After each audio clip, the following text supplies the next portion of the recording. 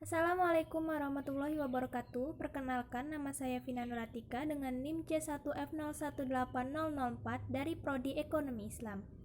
Pada kesempatan kali ini, saya akan menjelaskan materi tentang akad istisna.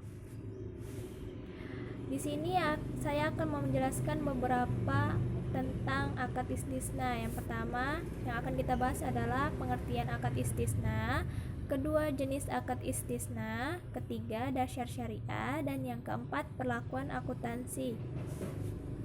Baiklah, kita akan membahas tentang pengertian akad istisna.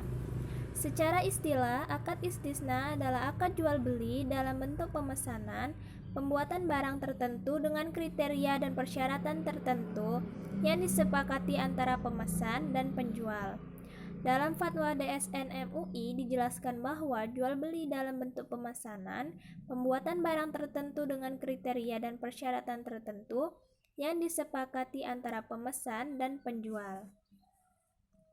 Kemudian jenis akad istisna itu ada dua. Yang pertama, istisna adalah akad jual beli dalam bentuk pemesanan, pembuatan barang tertentu dengan kriteria dan persyaratan tertentu yang disepakati antara pemesan dan penjual. Yang kedua, istisna paralel adalah suatu bentuk akad istisna antara penjual dan pemesan, di mana untuk memenuhi kewajibannya kepada pemesan, penjual melakukan akad istisna dengan pihak lain yang dapat memenuhi aset yang dipesan oleh pemesan. Kemudian, dasar syariah yang pertama dalam Al-Quran terdapat dalam surat Al-Baqarah ayat 275, yang artinya Allah telah menghalalkan jual beli dan mengharamkan riba.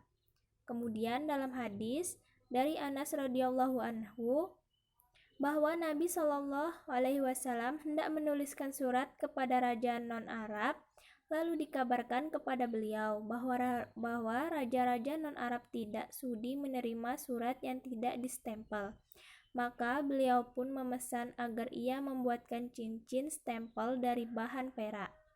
Anas menisahkan, seakan-akan sekarang ini aku dapat menyaksikan kemilauan putih di tangan beliau. Hadis riwayat Muslim.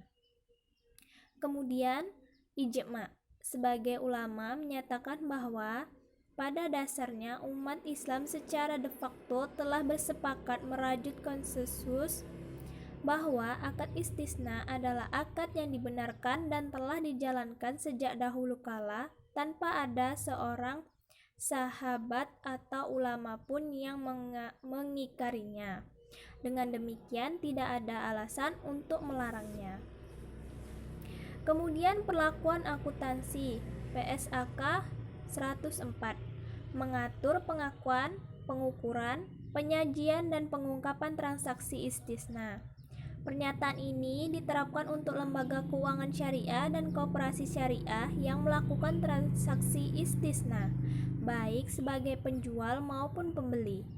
Istisna adalah akad jual beli dalam bentuk pemesanan, pembuatan barang tertentu dengan kriteria dan persyaratan tertentu yang disepakati antara pemesan dan penjual. Akuntansi untuk penjual.